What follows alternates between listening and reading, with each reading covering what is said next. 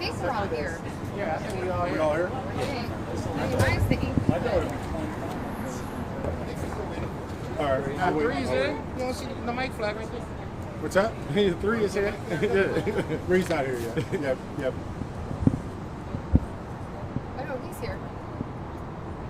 Are we good, Eric, or no? Yeah. All right. I'm sorry.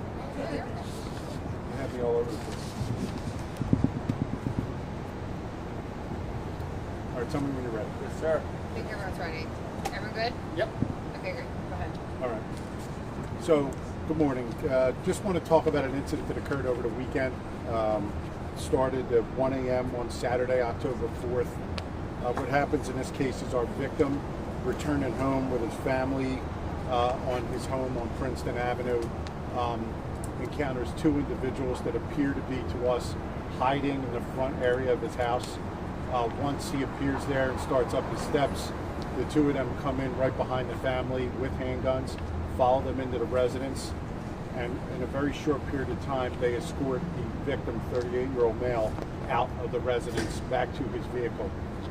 His vehicle is a 2023 Jeep Wagoneer, black in color. He's placed in the vehicle against his will, and they leave that area.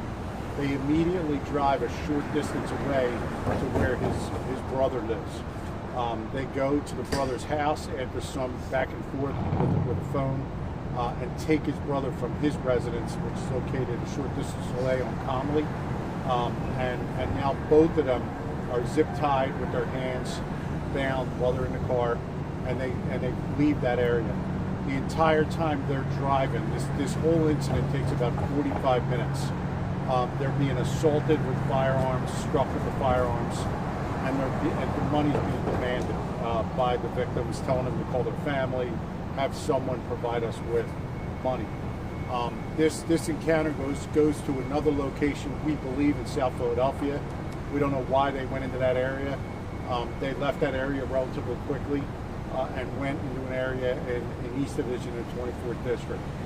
At some point, the car is parked on Albright Street. The police do see it there. The males were able to flee the vehicle, and the victims were still bound and obviously injured from being assaulted inside the car. They both separated when they left. One went one way, one went the other from the car. One, we think, jumped on a bike. We're not positive of that, but we think he jumped on a bike, and they left the area. Both last seen, one around Carl and Carl Street, just below Castor. The other one is seen Frankfurt, just above Castor. So they're in the same area, but they're fleeing that area. We don't know. We're still looking for video. We have some video from Princeton, the residents, but we're trying to enhance that video. We have several locations. We now know where they were, so we're looking for more video. We're going to release some still images to you through Public Affairs. One of the males is described as about 5'8", medium built. He has a black bomber jacket on. You can see a white t-shirt underneath.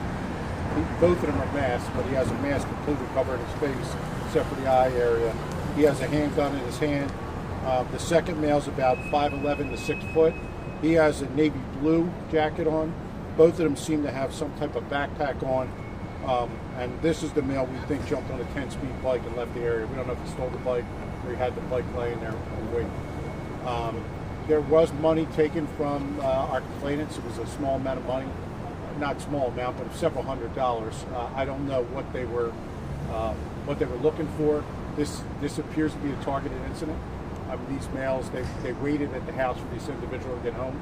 He was visiting a friend, so it's obvious they knew he was coming home, and they waited there. So we're just not sure what's going on.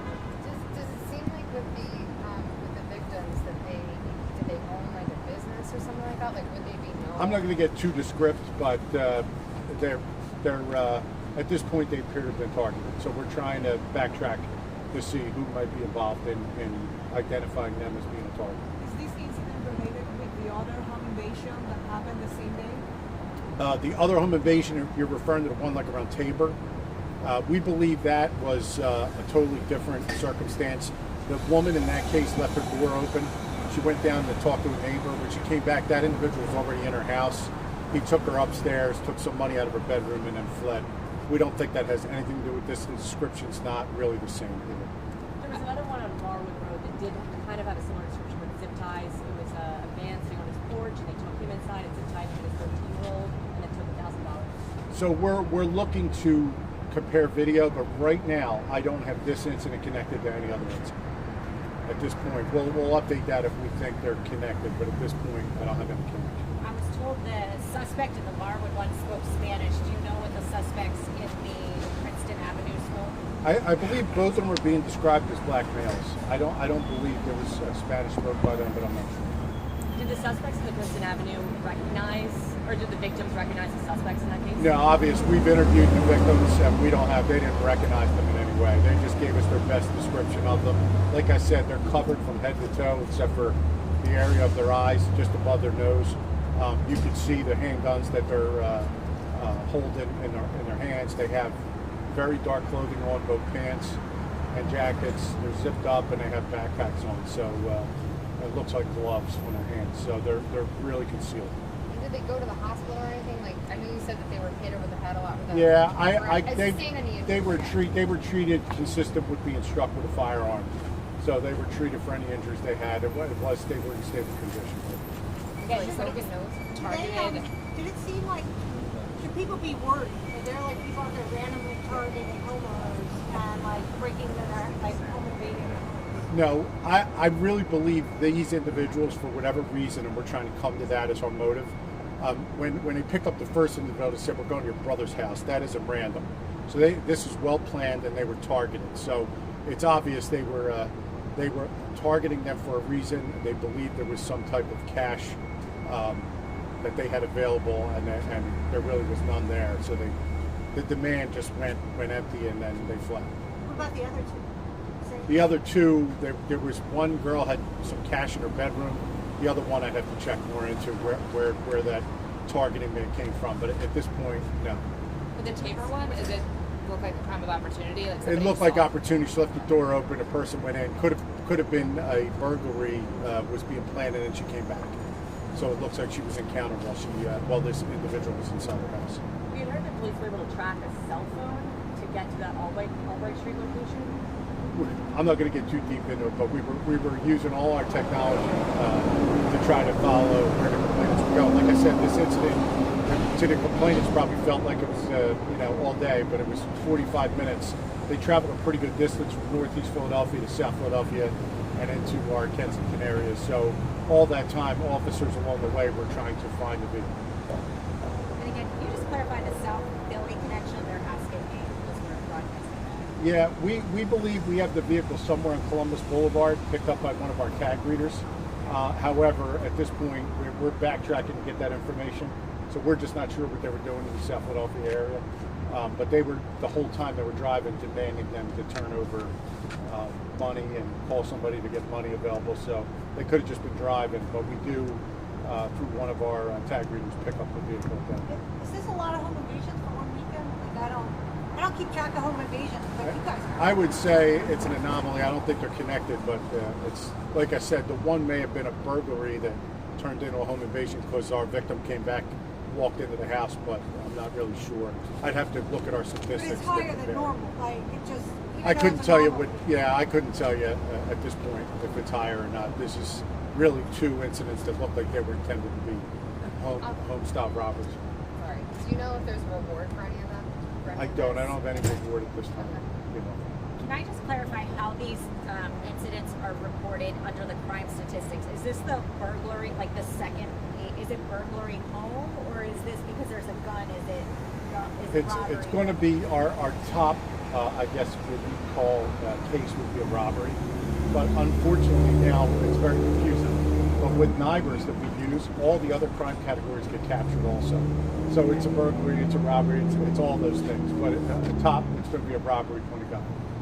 So before, robbery, under it's the one other robbery. way we counted, it was only the one thing. Now we kind of get them all captured. But it's certainly a robbery. So it's robbery gun. Is that the Yes. line item it should Yes. be included in? Are Yes. you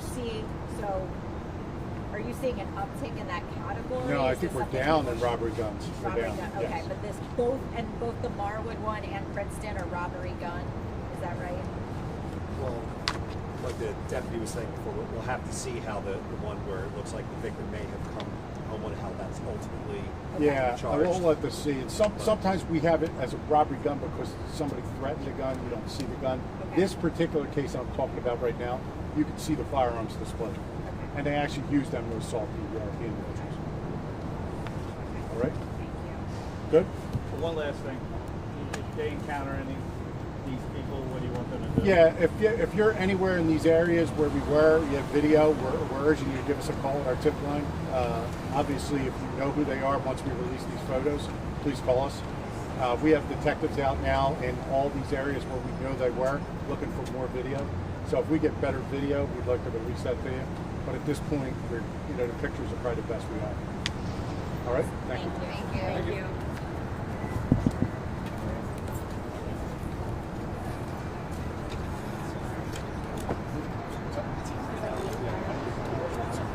I waited since you were coming.